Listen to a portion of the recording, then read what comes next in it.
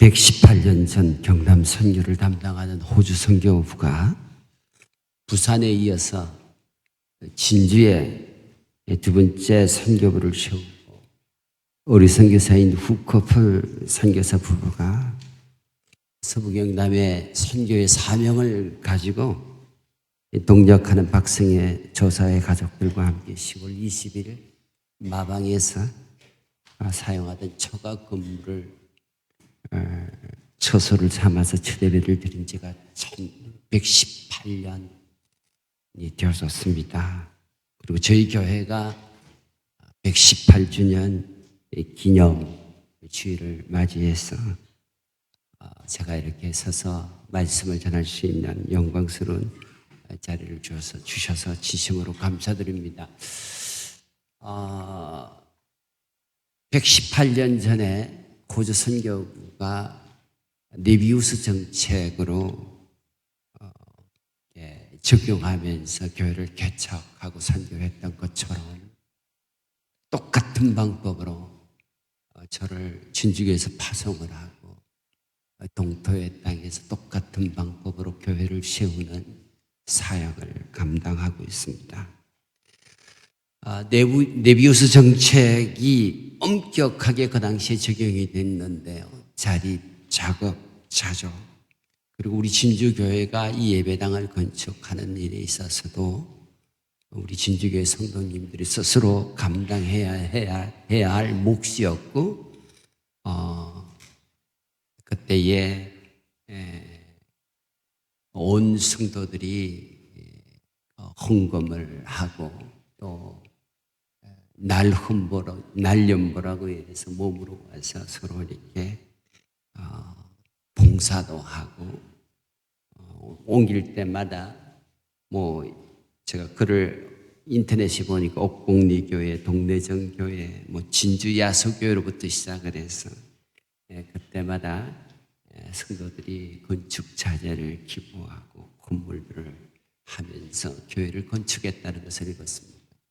또 마찬가지로 저희들도 동일한 방법으로 교회를 아무것도 없는 교회 없는 지역에 가서 혼자서 교회를 개척을 하면서 그들과 함께 교회를 이렇게 세우고 20여 년 전에 우리 김동훈 목사님, 이지호 장로님, 또 우리 가무홍 장로님 세 분이 오셔서 헌당 예배를 드려주셨습니다. 그리고 6년 전에 담임 목사님과 15, 16명에 있는 장로님, 권사님, 집사님들이 오셔서 22주년 창립 설립 예배를 인도해 주셨어요. 그때에 담임 목사님이 한 22주년 예배를 드리면서 교회당 지붕이 아스팔트 싱글로 되어져 있는데 많이 이렇게 낡은 것을 보시고 저것을 칼라강판으로 바꾸는데 한 얼마 정도의 경비가 들겠느냐라고 질문을 하셨어요. 그래서 제가 한 2천만 원 정도 들지 않겠습니까? 라고 얘기를 했더니 그 정도 예산 같으면, 재정 같으면 한국으로 돌아가서 당에 한번 의논을 해보겠다라고 말씀을 하셨어요. 그것이 계기가 되어져서 저희들이 교회에서 지붕만 할 것이 아니고 증축을 해야 되겠다 하는 생각을 가지고 저희들이 진행을 했습니다. 그것을 왜 그렇게 진행을 했느냐 하면 저희들이 건축을 하는 설계를 하시는 한 장로님에게 문의를 했더니 두 말도 하지 않고 첫 번째 말이 선교사님 2층 지붕을 잇는 그 돈 같으면 조금만 더 보태면 2층 정축을 정말 아름다운 교회를 정축할 수 있습니다. 믿음으로 하십시오 하는 말에 제가 넘어갔던 것 같아요. 그래서 하나님 앞에 하나님의 뜻입니까? 라고 한 3년 정도 계속해서 기도하고 교회를 건축을 했는데요. 우리 방송실에서 한번 우리 교회의 지금 현재의 모습 증축하는 과정을 한번 보도록 하시겠습니다. 한번 보여주시겠습니까?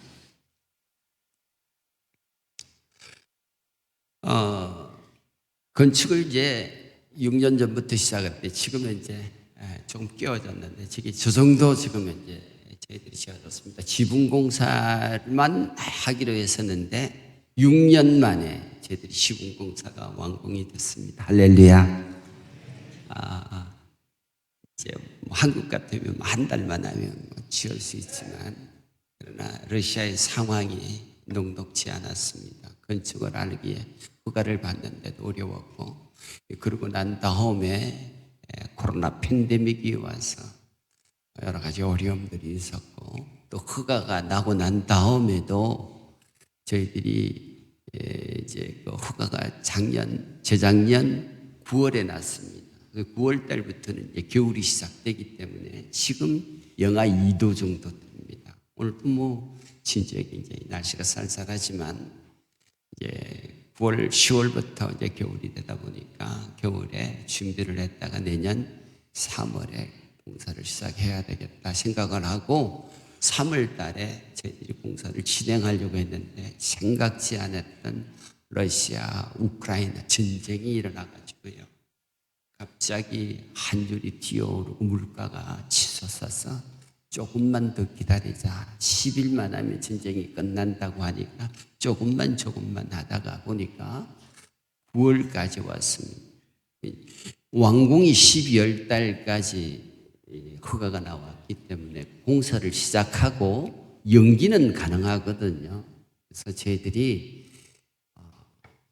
어쩔 수 없어서 9월부터 시작을 하려고 했는데 또 어려움이 있는 거예요.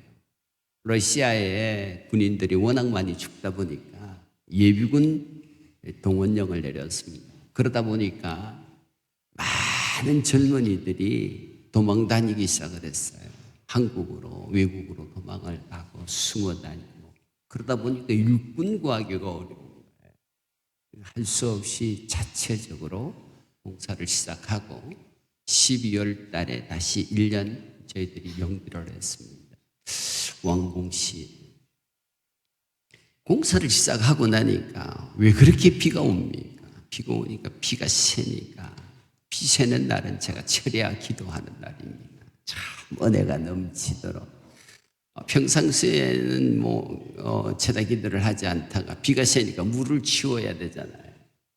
누가 하겠습니까? 목사가 해야죠. 그래서 이제 비만 오면 교회당에서 철야를 하면서 빗물을 채우고 그리고 매일 아침에 저희들이 새벽 기도에 나가서 이제 예배를 저희들이 드리고 제가 이제 공사를 시작하고 난 다음에는 점심 도시락을 싸가는 것이 아니라 아침 도시락을 싸갖고 가서 새벽 기도를 마치고 나면 그 도시락을 먹고 하루 종일 건축 현장에서 자기들이 자체적으로 건축을 저희들이 해왔습니다.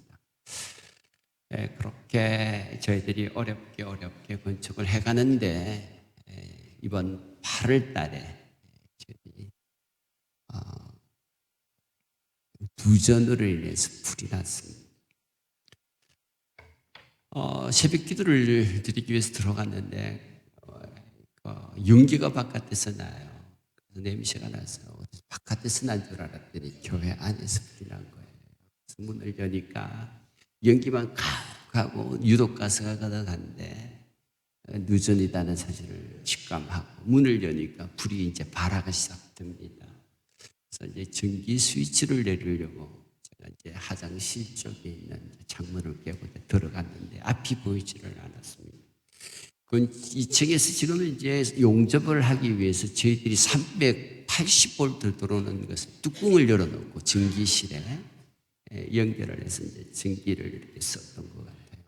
그래서 저는 앞이 보이지 않아서 들어가서 더듬거리고 스위치를 이제 끌려고 들어갔는데 저희들이 이 380V는 파자가 3개가 들어옵니다. 하나, 둘, 셋. 그리고 접지를 이렇게 붙이면 220V가 나오고 그러는데요.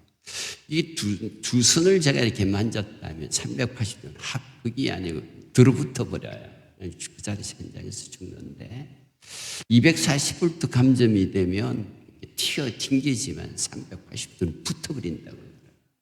이번에 이제 저희들이 전체적인 전기 시설을 하기 위해서 한국에서 오신 그 전기 전문가를 불렀더니 선교사님 큰일 날 뻔했습니다. 그렇게 얘기를 하더라고요. 저도 이제 전기에 대한 조금 지식이 있어서 이제 들어가서 보이지 않는데 하나를 파자를 만지고 나니까 제가 깜짝 놀라고 다시 바깥으로 나가서 다시 다른 문으로 해서 들어와가 식당 문 창문을 깨고 들어가가지고 이제 그거를 껐습니다. 끄고 이제 불난 것을 어떻게 끌까 하다가 바깥에 나와서 차량에 있는 소화기를 찾으니까 없었어. 제 생각에 다시 들어가야 되겠다 해서 이제 그 연기가 앞이 보이지 않는 곳에서 다시 뛰어 들어가서 소화전을 끄집어내가지고 제가 일단 소화전을 끌고 바깥으로 나와서 숨을 쉬고 다시 들어가서 이제 그 불을 제가 껐어요. 소방서 올 때까지 기다리다가는 교회 전체가 이제 화재가 날 것 같아가지고 전소할 것 같아서 바깥에 와 있던 우리 청년들, 권사님, 전도사님들은 바깥에서 이렇게 밝게 구경만 하고 있는 거예요. 저 혼자만 뛰어들어가서 왔다 갔다 했더니 우리 청년들이 저에게 별명을 하나 붙여주기를 선교사님 뛰어들어갔다가 나왔다는데 얼마나 빠르게 들어갔다 나왔다 하는지 마치 람보 같더라고 얘기하더라고요. 근데 저는 왠지 불을 꺼야 되겠다고 하는 심정 그 하나밖에 없었던 것 같아요. 사람이 이렇게 해서 죽는구나. 근데 가만히 생각을 하니까 전적인 하나님의 은혜였습니다. 여러 가지 건축을 하는데 선교하는데 많은 어려움들이 있었지만 지나놓고 보니까 그 모든 것들이 하나님의 은혜였고 우리는 하나님의 은혜가 없이는 살 수가 없지요. 우리는 이 진주교회가 118년 전에 네비우스 정책을 가지고 선교사들이 들어와서 선교를 했던 그것이 바로 네비우스 정책인데 자립, 작업, 자족이라고 하는 이 모토를 가지고 선교를 했습니다. 저 또한 선교지에 가서 똑같은 방법으로 지금도 교회 없는 곳에 교회를 세우면서 이 선교 사역을 이어가고 있습니다. 저희 진주교회가 이제까지 하나님의 은혜로 교회가 시작됐고 여기까지 하나님의 은혜로 지나왔고 앞으로도 하나님의 은혜가 넘쳐서 우리 마지막 때에 교회의 사명을 다 감당하는 아름다운 교회가 될 줄로 믿습니다. 그런데 저는 우리 선교사가 가져야 할, 우리 성도들이 가져야 할 마음가짐이라고 할까요? 아니면 은혜 추구해야 할 은혜가 바로 성경적 자립의 은혜를 가져야 살아남을 수 있다. 그리고 어떤 어려움도 이겨낼 수 있다라고 저는 그렇게 생각을 합니다. 세상적인 자립은 내가 살아가는데 내가 처자식을 먹여 살려야 되고 살아가는데 필요한 얼마만큼의 돈을 내가 벌어들이는 능력을 경제적 자립이다 이렇게 얘기할 수 있겠죠. 그러나 성경적인 경제적인 자립은 내가 얼마가 주어지든 내게 주어진 그 경제적인 여건에 내가 맞추는 것입니다. 사랑의 빛 외에는 빛을 지지 아니하고 어떤 환경이든지 그 환경 속에 하나님의 은혜를 구하고 그 환경에서 그 환경 돈이 없어서 성전 건축을 못하는 것이 아니고 돈이 없어서 우리가 남의 구제를 못하는 것이 아니고 돈이 없어서 우리가 주의 일을 못하는 것이 아니라 그 환경에 맞추어서 내가 해야 할 일은 하나님의 나라와 그의 의를 구하는 것이라고 저는 믿습니다. 그렇게 하면 하나님의 은혜로 하나님께서 감당할 수 있는 은혜 주시고 하나님께서 이를 행하여 가심을 믿습니다. 빌립보서에 보면 4장 13절에 내게 능력 주시는 자 안에서 내가 모든 것을 할 수 있다고 이렇게 사도 바울은 말씀하죠. 그러나 우리 그 말씀은 다 알고 있지만 그 앞서 말씀하는 앞구절 말씀에 뭐라고 말씀을 하느냐면 나는 정말 가난할 때도 있었다. 나는 부유할 때도 있었습니다. 그러나 그 어떤 경우에도 나는 거기에 예속당하지 않았습니다. 내게 주어진 모든 환경에서 나는 자유했습니다. 그랬더니 하나님께서 나에게 능력 주시더라는 것입니다. 내 삶을 책임져 주시더라는 것입니다. 사도 바울은 이 자립의 은혜를 알았기 때문에 어떤 형편에 처하든지 늘 감사했습니다. 내가 비천에 처할 줄도 알고 풍부에 처할 줄도 알아. 모든 일에 배부르며 배고픔과 풍부와 궁핍에도 일체의 비결을 배웠노라. 이 일체의 비결이 도대체 무엇입니까? 은혜로 사는 비결입니다. 우리가 이 세상이 지금 현재 러시아의 전쟁으로 인해서 온 세계가 경제적으로 어려움을 겪고 있지요. 특별히 러시아에서 사역을 하려고 하니까, 건축을 하려고 하니까 하루가 멀다 하고 이렇게 건축비가 올라가고 환율이 뛰어오르고, 특별히 진주교회에서 저희들에게 건축원금을 해주셨던 것들을 러시아 돈으로 이렇게 바꾸어 놓았더니 갑자기 전쟁이 터지니까 환율이 올라가니까 얼마나 경제적인 손실을 받는지 모릅니다. 이 일체의 비결, 그럼에도 불구하고 하나님의 은혜로 어떤 환난이 온다 하더라도 우리는 담대하고 그 어려운 환경을 우리는 은혜로 이겨나가고 우리는 감당해야 될 줄로 믿습니다. 사도 바울이 몸에 병이 들었습니다. 그래서 하나님 앞에 기도합니다. 이 사단의 가시라고 할 만큼 고통스러운 이 가시가 어떤 분들은 안질이라고도 하기도 하고 어떤 분들은 간질이라고도 얘기를 하지만 이 문제를 놓고 하나님 앞에 3번 기도할 때에 하나님께서 뭐라고 응답하십니까? 내 은혜가 내게 족하다는 것입니다. 이 질병도 하나님의 은혜. 그래서 우리가 어떤 어려움을 당한다 하더라도 우리는 그것이 하나님의 은혜라고 생각해야 된다고 저는 그렇게 믿습니다. 욥이 풍요로운 삶을 누릴 때 갑자기 재앙이 내려서 처자식이 죽고 재산도 잃고 가정도 잃고 건강도 다 잃지 않았습니까? 그럼에도 불구하고 주신 자도 여호와시요 취하신 자도 여호와시오니 여호와의 이름이 찬송을 받으실지어다. 우리가 성공하고 잘되고 훌륭하고 건강하면 하나님 앞에 감사하고 조금 어려울 때 이것은 우리가 불평하고 원망하지 않습니까?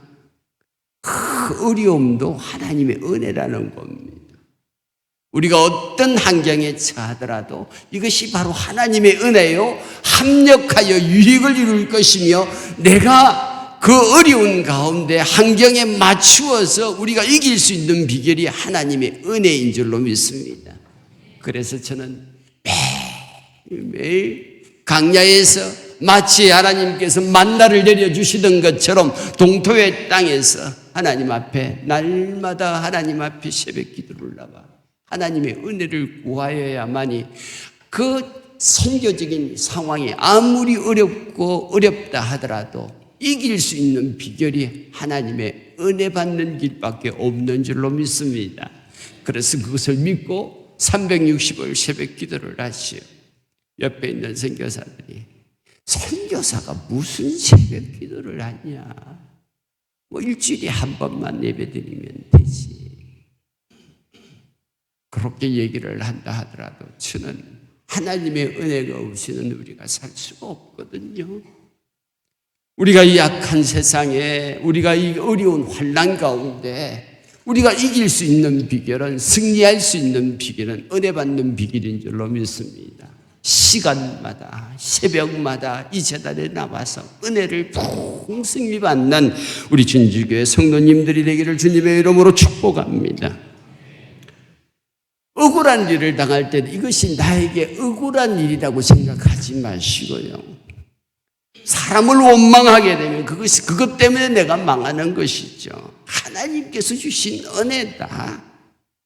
이것을 내가 족하게 받아들이고 이 은혜 받지 않으면 내가 망한다는 것이죠. 우리는 은혜로 살아야 합니다.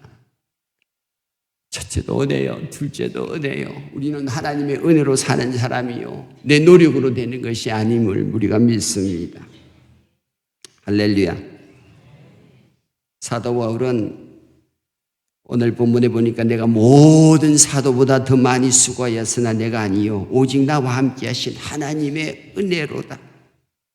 하나님의 은혜로다. 내가 모든 사도보다 더 많이 수고하였다라고 고백합니다마는 이 수고는 예수 그리스도의 복음을 전파하는 가정에서 겪는 수많은 고난이거든요. 고통이거든요. 내가 수고를 넘치도록 했고 옥에 갇히기도 더 많이 했고 매도 수없이 맞았고 여러 번 죽을 뻔하였으나 유대인들에게 40에 하다 가만 매도 맞았고 5번이나 맞았고 3번 태장으로 맞았고 돌에 맞아서 죽을 뻔도 했고 이런 고난도 하나님의 은혜를 받았기 때문에 이 고통을 이겨나갔고 선교 사명을 감당할 수 있었습니다. 우리가 이 세상에서 우리가 어떻게 버티고 나갈 수 있습니까? 세상이 점점점 가면 갈수록 더 악해져 가고 더 환란이 더 심해질 텐데 우리가 어떻게 비겨나갈 수 있습니까? 하나님의 은혜가 아니고서는 우리가 결단코 이길 수도 없고 버틸 수도 없는 줄로 믿습니다. 우리는 세상이 마지막이 가까우면 가까울수록 하나님의 은혜를 구하는 우리 성도들이 될 수 있기를 바랍니다. 118년 전에 하나님의 은혜로 이곳에 교회가 세워졌고 여기까지 하나님의 은혜 가운데 지나왔고 앞으로도 우리는 하나님의 은혜로 살아가야 할 성도임을 믿습니다.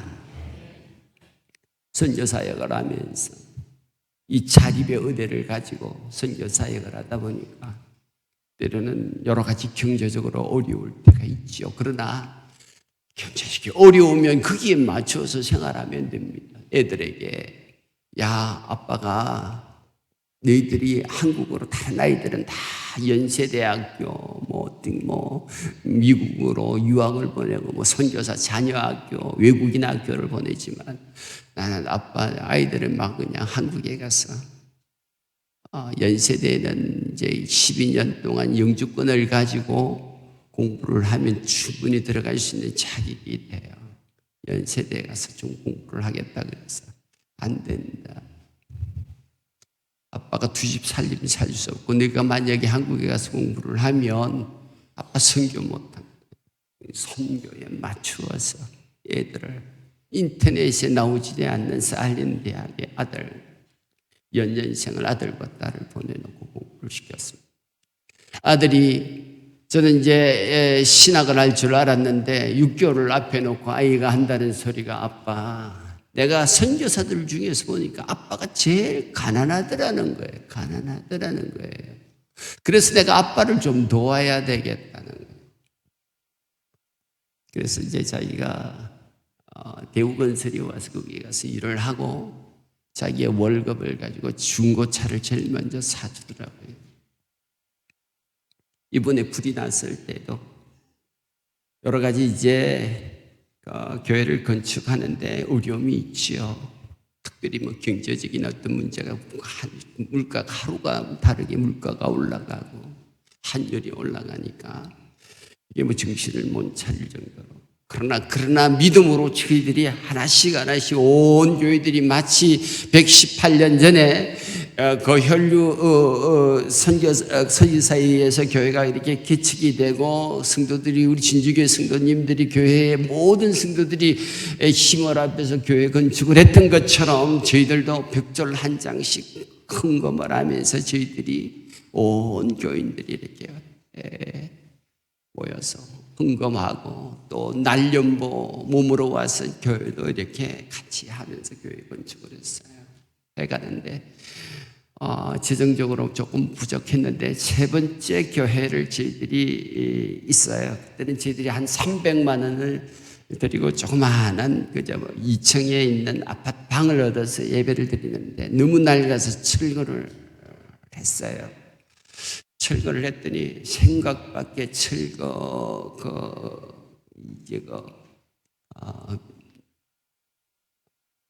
돈이 나왔는데 얼마가 나왔냐? 한 3천만 원 정도 나왔습니다. 할렐루야. 300만 원, 3천만 원 정도 저희들이 이제 돈을 받고 그것을 또 그걸 3천만 원을 가지고 또 교회 처소를 예비해야 되는데 마땅한 장소가 없어서 교회 건축이 필요하니까 그 돈으로 이제 또 건축비로 사용을 하고 온 교인들이 또다시 이렇게 하다 보니까 저희들이 힘을 다해서 그 가난한 성도님들이 한 3천만 원 정도 헌금들을 해서 교회를 건축을 하고 했습니다.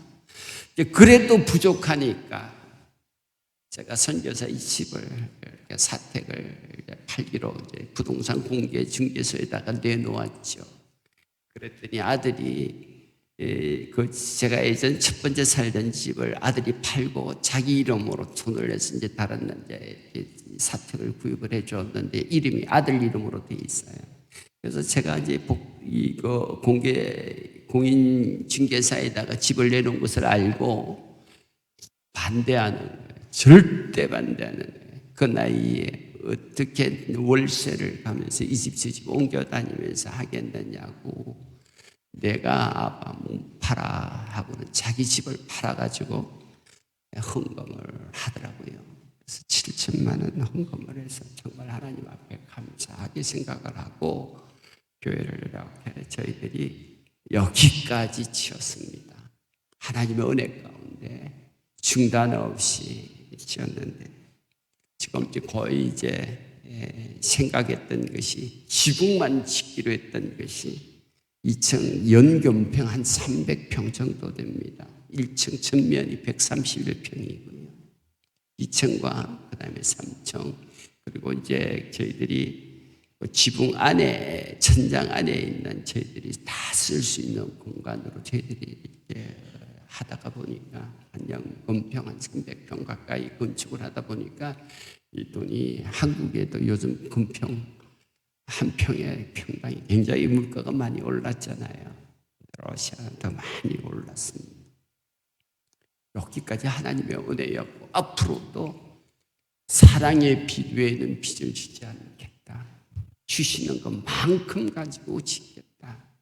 제가 담임 목사님이 와서 지붕만 이렇게 해주겠다고 한 그 말씀에 너무나도 감사하고 또 교회를 짓는 과정 속에 재정적으로 어렵습니다. 좀 도와주십시오. 해본 적은 없습니다. 그런데 이번에 잠시 나올 때 와서 설교하라고 말씀을 하시고 또 스스로 또 목사님께서 다음 주간에 헌금을 해주시겠다고 그래서 진심으로 제가 감사합니다. 그런데 절대로 제가 먼저 해주십시오. 해본 적이 없습니다. 제가 진주교회 파송선교사지만 경제적인 이 성경적 경제적인 이 네비우스 정책으로 사람에게 내 부족을 얘기하지 않고 하나님께만 하겠다. 하나님의 은혜로 이제까지 하나님께서 여기까지 도와주셨고 하나님께서 어려움도 하나님의 은혜로 극복할 수 있게 해주시더라고요. 아이들에게는 정말 인터넷에 나오지 않는 학교를 졸업을 했었어도 하나님께서 여기까지 자식들도 하나님 은혜 가운데 지나게 하셨고 건강이 나빠도 하나님께서 건강 생명 지켜주시는 것들도 하나님의 은혜 가운데 지켜주셨던 것 같습니다. 어려울 때에 교회의 모든 재정을 집사님 권사님에게 한 분 루디아 같은 권사님이 계셔서 그 권사님에게 권사님 교회가 조금 어렵고 그런데 재정이 없어서 어떡하시오 하면 자기가 자기 돈으로 헌금을 대신해서 이렇게 하시는 권사님이 계세요. 아들 장가를 가야 되는데 와서 돈이 없어 어떡해요. 한 선교비가 아직까지 안 왔는데요. 100만 원만 빌려주실 수 있나요? 100만 원 빌려달라는 것이 아니고 100만 원만 선교비 오면 주겠습니다. 두 분만 그 권사님이 알아요. 그런데 이렇게 저렇게 도우시던 초창기의 권사님이 이번 화요일에 소천하시고 이번 목요일에 장례식을 졌습니다. 그런 어떤 참 귀하신 분들이 교회를 이렇게 도우시고 교회를 함께 이루어주는데 하나님 앞에 먼저 가니까 참 이번 주간에는 마음이 참 무거웠습니다. 하나님께서 사명을 다하시니까 하나님 부르셨죠. 그래서 저는 그렇게 했습니다. 권사님 수고 많이 하셨습니다. 섬겨주셔서 참 감사합니다. 중국에서 비 올 날까지 편히 안식하십시오 하고 제가 적었지요. 그럼에도 불구하고 지금 교회가 건축하고 여러 가지 경제적으로 어렵다 할지라도 우리는 하나님이 책임져 주시기 때문에 모든 것을 합력하여 유익을 이루시기 때문에 우리는 하나님의 나라를 위해서 일하지 않을 수가 없습니다. 제가 러시아 전체 위기관리 담당 코디를 맡으면서 선교사들이 죽어가는 모습을 그대로 볼 수가 없었어요. 그래서 그들에게 산소 발생기들을 한 대, 두 대 하다 보니까 16대를 보급해서 건축도 해야 돼요. 그러나 사람을 살려야 되잖아요. 111명의 코로나 걸렸던 선교사님들을 섬길 수 있어. 또 홍수가 나서 여기 어렵다고 그러면 그들을 돌아보지 않을 수가 없었어요. 때로는 우리가 그것을 주어라 그러면 줄 것이니 누르고 혼도로 넘치도록 안겨주시겠다고 하는 하나님의 말씀을 믿거든요. 교회가 아무리 어렵고 돈을 가지고 주의 일을 하는 것이 아니고 우리가 믿음으로 주의 일을 하다 보니 주님이 책임져 주시더라고요. 우리는 하나님의 은혜로 살아야 됩니다. 눈에 보이는 하나님의 은혜가 있고 눈에 보이지 않는 하나님의 은혜가 있죠. 눈에 보이는 은혜를 일반 은총이라고 부르고요. 눈에 보이지 아니하는 은총, 하나님의 영적인 은혜, 구원의 은혜, 이것을 특별한 은혜라고 부릅니다. 우리는 일반 은총이든 특별한 은총이든 우리는 하나님의 은혜를 받아 누려야만 합니다. 그러나 눈에 보이는 것은 서로 비교할 수 있지요. 그러나 눈에 보이지 아니하는 주님께서 우리를 위하여 십자가에 죽으시고 피 흘려 우리를 구속해 주신 이 은혜는, 보이지 아니하는 이 하나님의 은혜는 우리가 갚을 길이 없습니다. 우리가 이 갚을 길은 오직 우리도 주님의 은혜를 갚을 길은 나도 가까운데 복음 전하는 일이요 선교하는 일이라고 믿습니다. 우리는 내 생명, 내 건강 모든 것이 하나님으로부터 왔고 우리에게 구원의 은혜를 주셨는데 이 은혜를 우리는 가까운데 우리 함께 갑시다. 우리가 전도 축제할 때에 여러분들이 나가서 복음 전하는 일과 우리가 멀리 가지 못하지만 우리가 복음 전하는 이 일을 통해서 하나님의 은혜를 갚는 일밖에 없는 줄로 믿습니다. 사도 바울처럼 우리는 복음의 빚진 자로서 가까운 데서부터 땅끝까지 복음 전해서 주님의 이 은혜에 감사할 뿐만 아니고 이 복음의 빚을 갚는 우리 모든 성도가 되기를 주님의 이름으로 축원합니다.